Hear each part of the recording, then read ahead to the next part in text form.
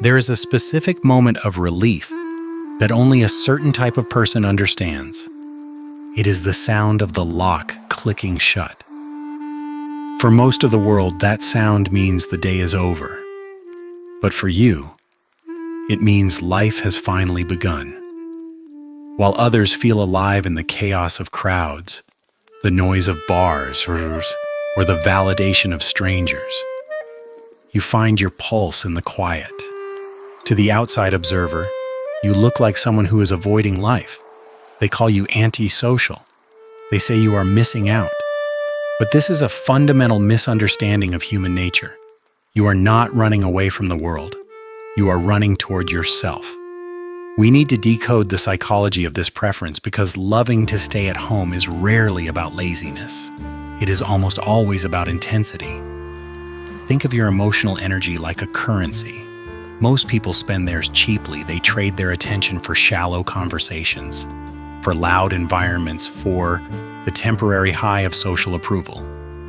But you are an investor.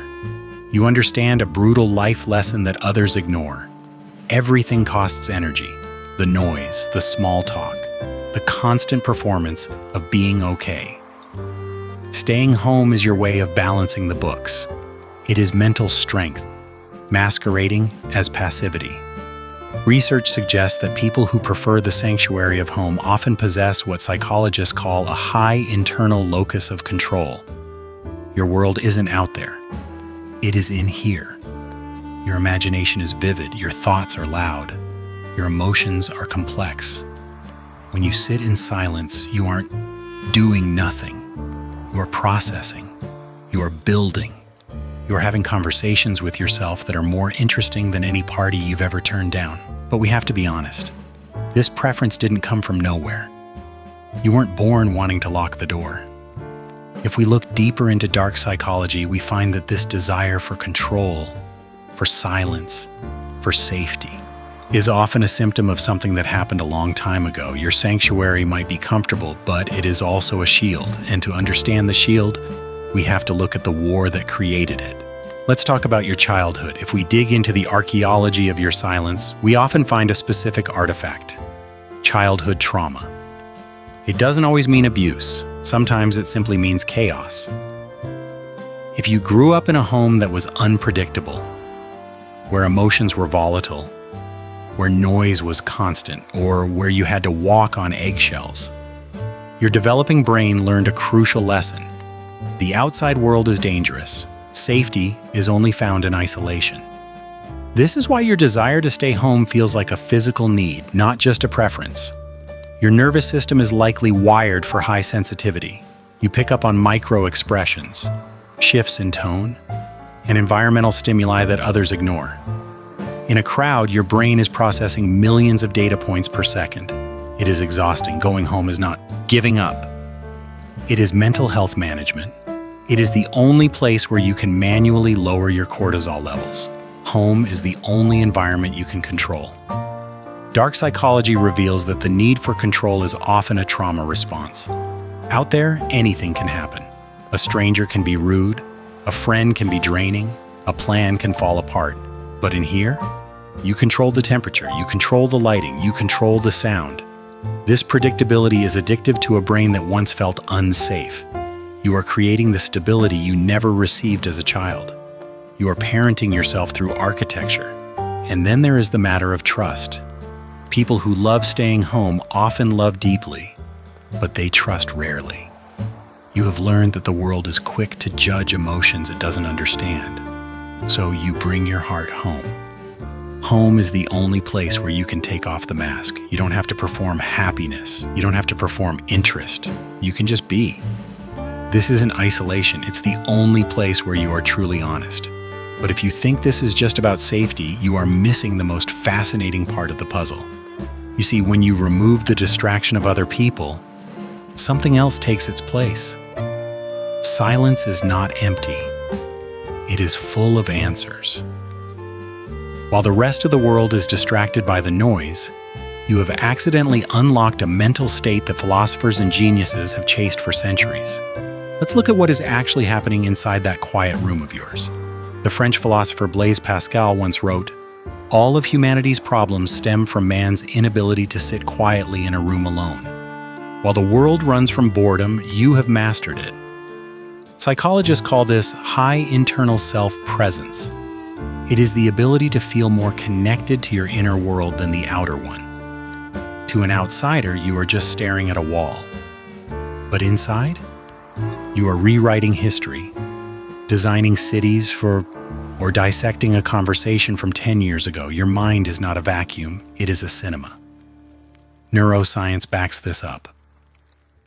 When you are alone and doing nothing, a specific part of your brain activates the default mode network.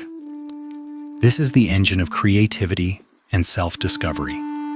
While extroverts are busy processing external data, faces, voices, traffic, your brain is free to make remote connections. This is why the best writers, artists, and thinkers in history were often recluses. You aren't antisocial. You are pro-idea. You protect your solitude because that is where the magic happens. This level of introspection gives you a distinct advantage: emotional intelligence. Because you spend so much time processing your own emotions, you become an expert at reading others. You notice the sigh someone hides. You hear the words they don't say. Your empathy is not loud. It is surgical. You measure happiness in moments, not events. A warm cup of coffee, the way the light hits the floor, a line in a book. These micro doses of joy are invisible to those who are addicted to the adrenaline of the crowd. You have learned the ultimate philosophy of alchemy: transmutation. Because you don't rush through your feelings to get to the next party, you actually feel them. You let the sadness burn, you let the joy settle, you turn your pain into life lessons. You turn your loneliness into art. You are building a life of depth in a world that is obsessed with width. But I must warn you, there is a fine line between a sanctuary and a prison. The same walls that protect you can also suffocate you. And there is a specific danger that homebodies face, a psychological trap that is easy to fall into, and almost impossible to escape if you don't see it coming. Comfort is addictive, and like any addiction, it has a price. Let's talk about the dark reality of never leaving. We have to talk about the dark psychology of the comfort zone. It feels safe. It feels warm. But biologically, comfort is a form of stasis. When you avoid the world to protect your peace, your world shrinks.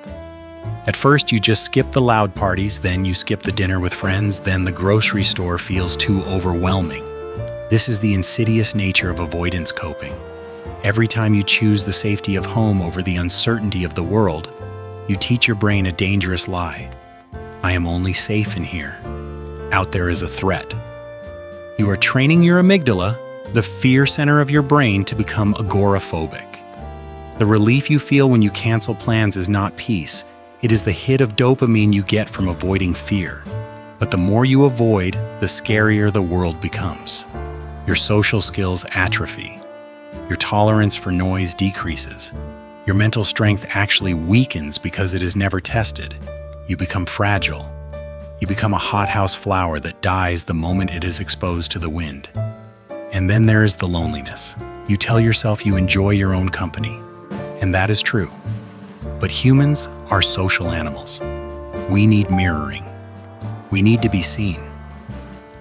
If you stay home too long, you risk becoming a ghost in your own life.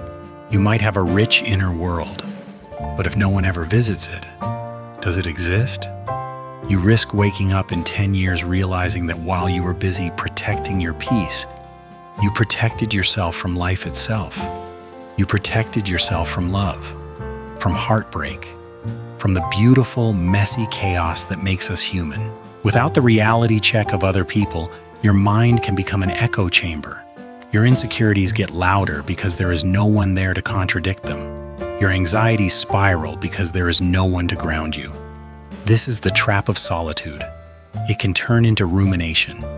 You aren't thinking deeply anymore. You are just overthinking the same 3 traumas on a loop. So here's the crossroads. You have 2 choices.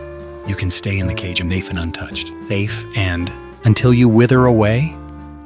Or you can learn the secret to taking your sanctuary with you. You can learn to be a homebody who operates in the world without losing your soul. It is time to talk about the solution. It is time to open the door. The solution is not to force yourself to be an extrovert. That is a violence against your nature. The solution is to shift from avoidance to intention. You must stop staying home because you are afraid of the world and start staying home because you are respecting your energy.